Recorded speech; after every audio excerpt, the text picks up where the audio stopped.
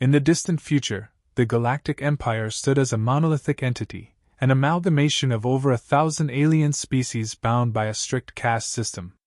It thrived on advanced technology, rigid hierarchies, and a sense of superiority that kept its vast territories in line.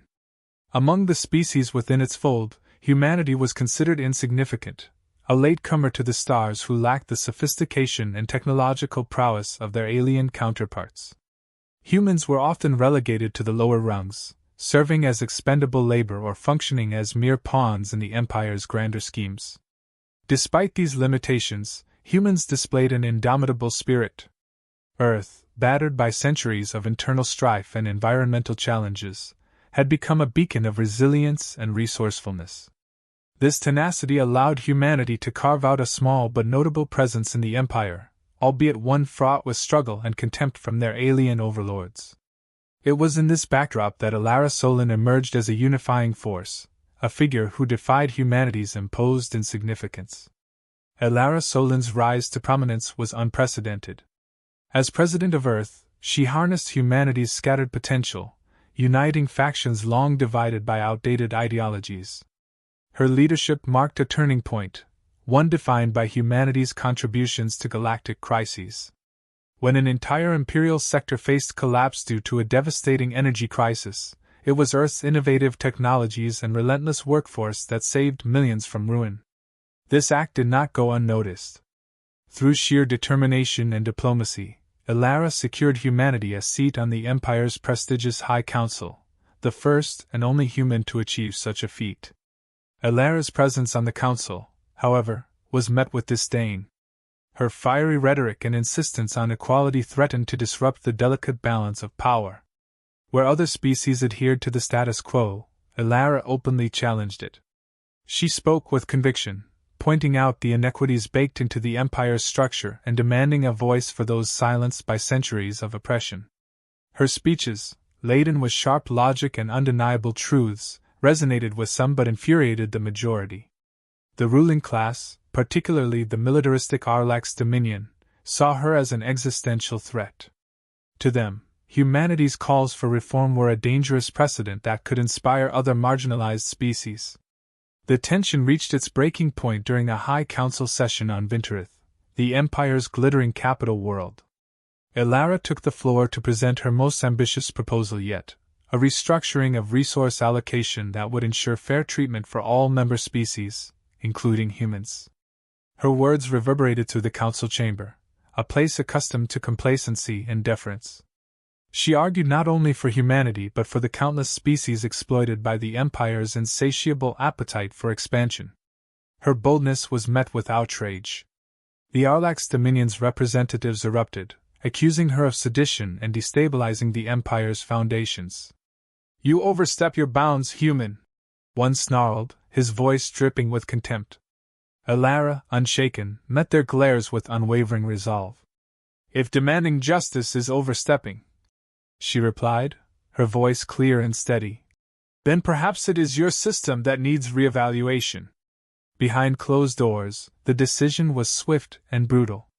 The High Council, under pressure from the Arlax Dominion and its allies, declared Alara guilty of treason. They accused her of inciting rebellion and undermining the Empire's stability. Her punishment was to be a public execution, designed not only to silence her but to serve as a warning to anyone who dared to challenge the Empire's authority. The announcement sent shockwaves across the galaxy. On Earth, protests erupted as news of the verdict spread. Yet, even in her final hours, Alara refused to capitulate. As she was escorted to the execution site on Vinterith, her defiance remained unbroken. Clad in the ceremonial robes of her office, she walked with dignity, her head held high. The plaza where her sentence was to be carried out was filled with trillions of galactic citizens, both physically present and connected through live broadcasts. The execution was a spectacle, meticulously orchestrated to maximize its impact. Towering screens displayed her image as she stood on the platform, her voice amplified for all to hear. "You can take my life," she declared, her tone unyielding. "But you cannot extinguish the truth. Humanity will endure. We will rise." Her words, though brief, resonated deeply, etching themselves into the hearts of those who watched. As the noose tightened around her neck and the mechanism activated, the galaxy witnessed a moment of calculated cruelty. The silence that followed her death was deafening, a void filled with the weight of an unspoken challenge. The Empire believed it had demonstrated its strength, but it had sown the seeds of its downfall. On Earth, grief transformed into rage. Alara's execution became a rallying cry, a catalyst for a unity that humanity had never before achieved. In the days that followed, Earth's response began to take shape. Fragmented nations set aside their differences, uniting under a single banner with an unrelenting purpose. The name Alara Solon became synonymous with resistance and justice, her memory a beacon guiding humanity's resolve. While the Empire sought to erase her from history, humanity vowed to immortalize her through action. A new leader emerged amidst the chaos, General Kirin Vale. A former strategist renowned for his unconventional methods, Kirin had spent years observing the Empire's flaws. Under his leadership, humanity prepared for a conflict unlike any it had ever faced. "You hanged a human who stood for justice," Kirin declared in a broadcast that reached every corner of the Empire. "Now humanity will remind you what it means to underestimate us." The galaxy had underestimated humanity's capacity for defiance. What it failed to understand was that humans, though often underestimated, thrived in the face of adversity. The execution of Alara Solon had not extinguished their spirit, it had ignited it, setting the stage for a confrontation that would shake the very foundations of the Galactic Empire. Alara Solon's execution was supposed to solidify the Galactic Empire's authority, a calculated display of its unshakable power. Instead, it became the catalyst for a movement the Empire could neither predict nor control. Across the galaxy, trillions witnessed the brutal spectacle, but nowhere was the impact greater than on Earth. The moment the broadcast ended, a silence fell over the planet, an eerie calm before the storm. It didn't last. Within hours, the world erupted into protests, anger boiling over in a way unseen for centuries.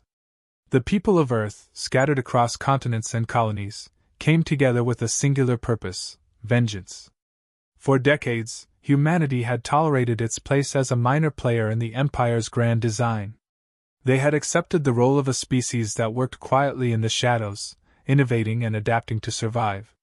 But Alara's death shattered that complacency. It wasn't just the loss of a leader, it was the public humiliation, the blatant dismissal of their right to exist with dignity. That act of violence was a message from the Empire, but humanity chose to respond with one of their own. In the chaos that followed, a figure emerged to unify the outrage into action. General Kirin Vale, a man whose name alone commanded respect among Earth's fragmented militaries, took the helm with the precision and decisiveness of a seasoned leader. He had spent years studying the Empire's strengths and weaknesses, biding his time, preparing for the inevitable conflict he had always known would come. When the moment arrived, he didn't hesitate. Kirin's first message to the Empire was simple, delivered through every available channel. "You have declared war on humanity. We will answer." It was a declaration that sent shockwaves through the Empire's corridors of power. Most dismissed it as the empty bravado of a desperate species, but a few, those who had seen humanity's potential up close, felt a chill of uncertainty. They knew what humans were capable of when pushed to their limits. On Earth, Kirin wasted no time. He understood that this war would not be won through brute force. The Empire's military might was overwhelming, its fleets vast and equipped with technology centuries ahead of anything humanity had. A direct confrontation would be suicide. Instead, Kirin devised a strategy that played to humanity's strengths: creativity, adaptability, and a deep understanding of asymmetric warfare. The first order of business was to unify Earth's scattered resources. Decades of rivalry between nations and colonies had left humanity fragmented, but Alara's death had created a rare moment of unity. Governments that once squabbled over borders and ideologies now poured their energy into a singular goal. Factories that once produced consumer goods were repurposed to build weapons and spacecraft. Scientists and engineers worked around the clock to innovate, developing technologies that could level the playing field against the Empire's superior forces.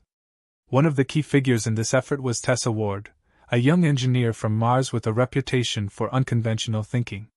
Tessa had spent her career working on nanotechnology, a field that the Empire had largely overlooked in favor of more traditional advancements. Her groundbreaking work led to the creation of a new kind of weapon, microscopic machines capable of dismantling Imperial warships from within. These nanobots became one of humanity's most valuable assets, a testament to their ability to turn overlooked resources into game-changing innovations.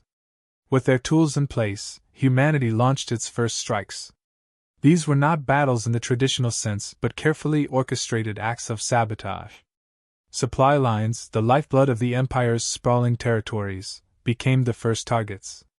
Using a combination of cyber warfare and guerrilla tactics, humanity disrupted the flow of resources to key Imperial worlds. Cargo ships vanished without a trace, their contents rerouted to human-controlled space. Entire systems found themselves cut off from the goods they relied on, creating chaos that rippled across the Empire. These disruptions were accompanied by a psychological campaign designed to sow fear and doubt among the Empire's ranks. Kieran understood that the rigid structure of the Empire's military made it vulnerable to unpredictability. Humans exploited this by creating phantom fleets, decoy ships equipped with cloaking devices and false signals. These fleets appeared out of nowhere, attacking Imperial vessels before disappearing without a trace. The Empire's admirals, accustomed to straightforward engagements, found themselves chasing ghosts, their forces stretched thin and their morale shaken. But humanity's most powerful weapon wasn't a fleet or a piece of technology. It was Ilara's voice. In her final days, Ilara had recorded a series of speeches, messages intended to inspire and galvanize her people. These recordings, smuggled out of the Empire's capital before her execution, became the heart of humanity's resistance. Broadcast across the galaxy, her words reached not only humans but the countless other species living under the Empire's rule. She spoke of justice, of the right to exist without fear, of the strength that lay in unity. Her message resonated far beyond Earth, planting the seeds of rebellion in systems long thought loyal to the Empire. The Empire responded with brute force, sending fleets to Earth and its colonies to crush the uprising before it could gain momentum. The Arlax Dominion, chief among humanity's enemies, took particular pleasure in leading these assaults. Their ships, bristling with weaponry, descended upon human territories like vultures. Yet, for all their firepower, they found themselves outmaneuvered at every turn. Humanity's knowledge of their own terrain, combined with their ability to adapt quickly to changing circumstances, allowed them to hold their ground. The Arlax, used to swift and decisive victories, were forced into prolonged conflicts that drained their resources and tested their patience. As the war dragged on, it became clear that this was not a conflict the Empire could easily win. Humanity's unconventional tactics exposed flaws in their adversaries' seemingly invincible facade. The Empire, for all its technological superiority, was rigid and hierarchical, unable to adapt to the unpredictable nature of human warfare. Each skirmish, each act of sabotage, chipped away at their confidence. For humanity, the cost of resistance was immense. Entire colonies were wiped out in retaliatory strikes, and the losses weighed heavily on those leading the charge. Yet, through the grief and the destruction, they pressed on, driven by a resolve that grew stronger with each passing day. This was no longer just a fight for survival. It was a fight to prove that humanity was more than a footnote in the Empire's history. It was a fight to honor Ilara's legacy and to ensure that her death would not be in vain. As Kieran stood at the helm of this defiant movement, he knew that the road ahead would be long and fraught with peril. But he also knew that humanity had crossed the threshold. They were no longer the expendable laborers the Empire had dismissed so easily. They had become something far more dangerous, a force united by loss, driven by purpose, and unwilling to accept defeat. The galaxy had underestimated humanity for the last time. The war that humanity unleashed upon the Galactic Empire was unlike anything the galaxy had ever witnessed. It wasn't a war of conquest or ambition. It was a war born from indignation, loss, and a desire for justice. Outnumbered and outgunned, humanity turned to its greatest strengths: ingenuity, adaptability, and a willingness to defy conventions. What began as isolated acts of defiance quickly escalated into a coordinated campaign that left even the most seasoned imperial tacticians bewildered. Humanity's strategy was as unconventional as it was devastating. Rather than engaging in direct combat, they attacked the Empire's foundation, its logistics, communications, and morale. The Empire had grown complacent over centuries of uncontested dominance, relying on its sheer size and technological superiority to maintain control. Humanity exploited this overconfidence with precision and creativity. The first major operation targeted the Empire's sprawling network of automated supply chains. Using a combination of hacking and sabotage, human engineers disrupted the flow of resources to critical Imperial worlds. They inserted viruses into the Empire's centralized systems, rerouting shipments of food, fuel, and ammunition to human-controlled space or causing them to vanish entirely. Planets that had never known scarcity found themselves grappling with shortages, and the ripple effects were immediate. Factories halted production, fleets were grounded, and unrest began to simmer in places the Empire had long considered secure. At the same time, humanity launched a relentless psychological campaign against the Empire's forces. Kieran Vale, leading the charge from a hidden command center deep within the asteroid belt, understood that fear was a weapon as potent as any missile.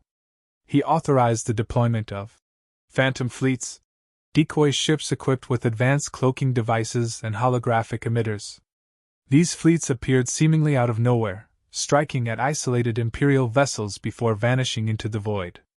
The Empire's admirals, unaccustomed to such unpredictability, found themselves chasing shadows, their fleets stretched thin as they attempted to counter an enemy they couldn't even see. Adding to the chaos was humanity's mastery of information warfare. The recordings of Ilara Solin's final speeches, combined with carefully crafted messages from human propagandists, were broadcast across the galaxy. These messages painted humanity not as aggressors but as a species fighting for its survival against an unjust and oppressive regime.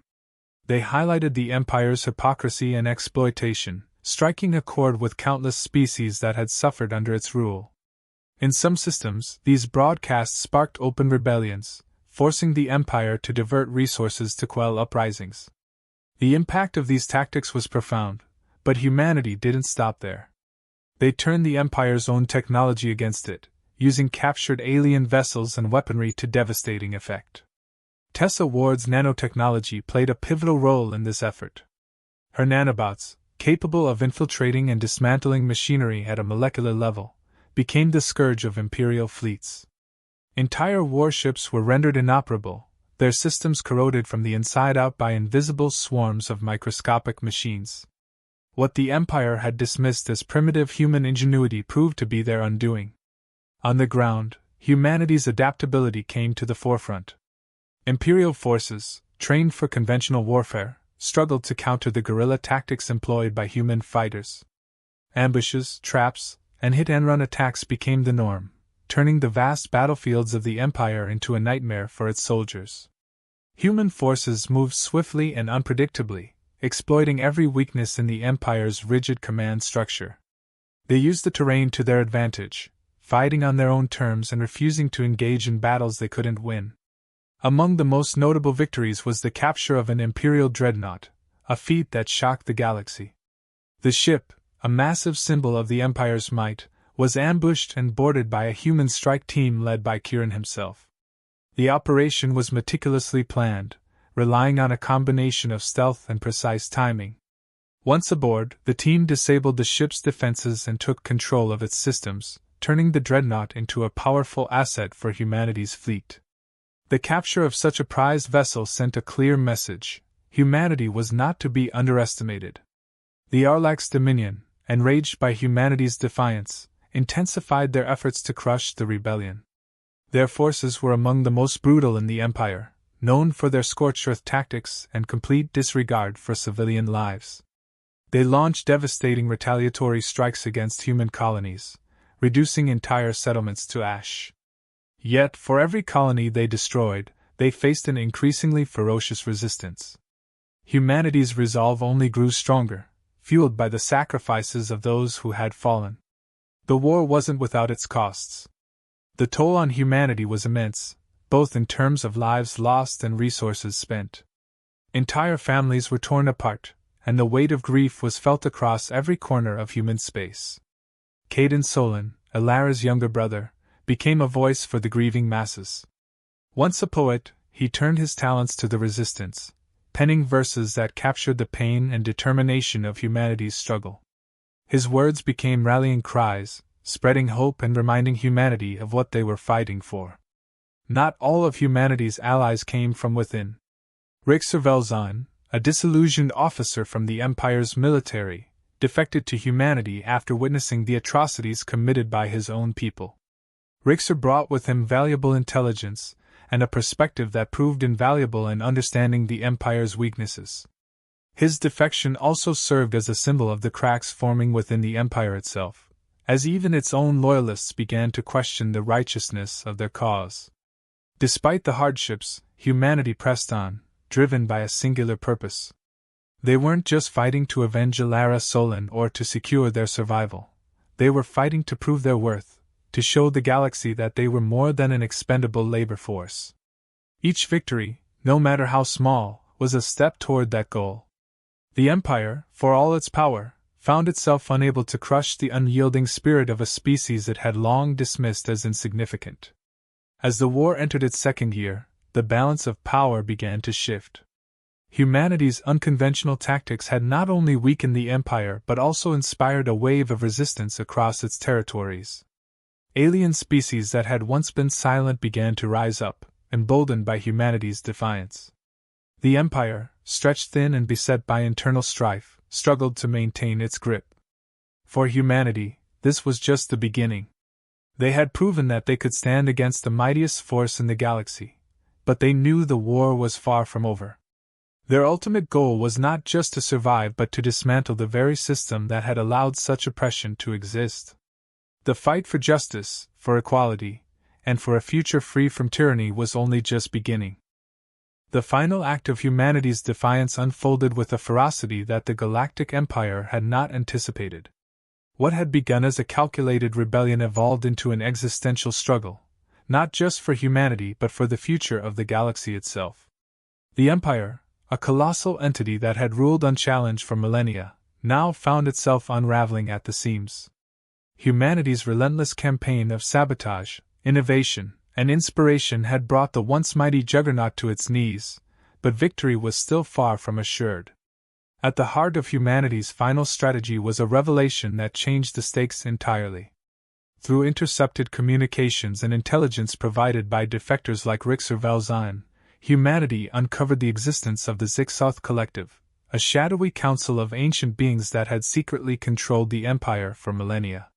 The Zixoth weren't just rulers, they were manipulators, orchestrating conflicts and suppressing dissent to maintain their stranglehold on the galaxy. It was they who had ordered Alara Solon's execution, not out of fear of humanity alone but to prevent the spread of her ideals to other species. This revelation shifted the war's focus. Humanity's leaders realized that dismantling the Empire was not enough. The Zixoth Collective had to be exposed and defeated. The decision was made to strike at the heart of the Empire, Vinterith, the capital world where Alara had been executed. The plan was audacious, bordering on impossible. Vinterith was one of the most heavily fortified planets in the galaxy, its defenses designed to withstand any conceivable assault. Yet, for humanity, failure was not an option. The assault on Vinterith was a masterpiece of strategy and coordination, blending the best of humanity's ingenuity with the resolve forged through years of struggle. Kieran Vale, leading the operation, devised a multi-pronged approach that targeted the planet's defensive grid, its command infrastructure, and the Zixoth Collective itself. The plan began with a diversionary attack, a massive fleet of decoy ships that drew the Empire's forces away from the capital. While the Empire scrambled to respond to the Phantom fleets, a smaller, elite force made its approach. Tessa Ward's nanotechnology played a crucial role in this operation. Her latest creation, a swarm of adaptive nanobots, was deployed to infiltrate Vinterith's planetary shields. The nanobots, programmed to replicate and evolve, worked tirelessly to dismantle the shield generators from within. As the shields faltered, humanity's strike force descended upon the planet, their ships cutting through the weakened defenses with surgical precision. On the ground, the battle was no less intense. Human commandos, equipped with advanced weaponry and supported by defected alien allies, launched a coordinated assault on the Zixotha's citadel. The citadel, a towering structure that symbolized the Empire's dominance, was defended by the best soldiers the Empire could muster. Yet, even in the face of overwhelming odds, humanity pressed forward, their determination unshaken. Inside the citadel, Kirin Vale led a small team to confront the Zixoth collective. The ancient beings, hidden behind layers of security and secrecy, had long operated in the shadows, manipulating the galaxy's fate without ever revealing themselves. Kirin's team, guided by intelligence from Rixer and aided by the latest in human technology, navigated the labyrinthine halls of the citadel, overcoming traps and resistance at every turn. When they finally reached the inner sanctum, the confrontation was as much a battle of ideals as it was a physical fight. The Zixoth, arrogant and dismissive, attempted to justify their actions, claiming that their control was necessary to maintain order in a chaotic galaxy. They argued that humanity's rebellion would plunge the galaxy into anarchy, undoing centuries of stability. Kirin, unflinching, countered their arguments with the undeniable truth of their oppression and exploitation. "You call this order?" he demanded. "A galaxy built on fear and lies is no order at all. It's a prison." The Zixotha's final attempt to assert control came in the form of a desperate attack, but humanity had prepared for this. Using a combination of nanotechnology and brute force, Kirin's team disabled the Zixotha's systems, rendering their defenses useless. In a final act of defiance, Kirin broadcast the entire confrontation to the galaxy, exposing the Zixotha's manipulations and their role in perpetuating the Empire's injustices. The response was immediate and overwhelming. Across the galaxy, species that had once bowed to the Empire rose up in rebellion. The Zixotha's hold on power, maintained through fear and secrecy, crumbled under the weight of universal outrage. Vintrith itself became the epicenter of this uprising, as Imperial forces loyal to the old regime found themselves overwhelmed by a coalition of human and alien rebels. With the Zixoth defeated and the Empire in disarray, humanity faced a choice. They could have claimed dominion over the galaxy, using their newfound power to establish a human-led empire. Yet, true to Alara Solin's vision, they chose a different path. Kirin Vale and the other leaders of the resistance proposed the formation of an alliance of free worlds, a coalition based on mutual respect and cooperation rather than domination. The transition was not without its challenges. The scars of war ran deep, and rebuilding would take generations. But for the first time in millennia, the galaxy had a chance to forge a new future, one not dictated by the whims of a shadowy council. Humanity's role in this transformation was undeniable. They had not only fought for their survival but had inspired an entire galaxy to rise against tyranny. In the aftermath of the war, a memorial was erected on Earth in honor of Alara Solin.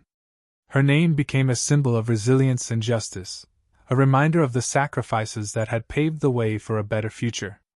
Kirin Vale, reflecting on the journey that had brought humanity from the brink of despair to the forefront of galactic history, delivered a speech that echoed Alara's ideals. "We did not fight to conquer," he said. "We fought to prove that every voice, no matter how small, deserves to be heard. And in doing so, we reminded the galaxy of what it means to be truly free." The story of humanity's rebellion became a legend, told and retold across countless worlds.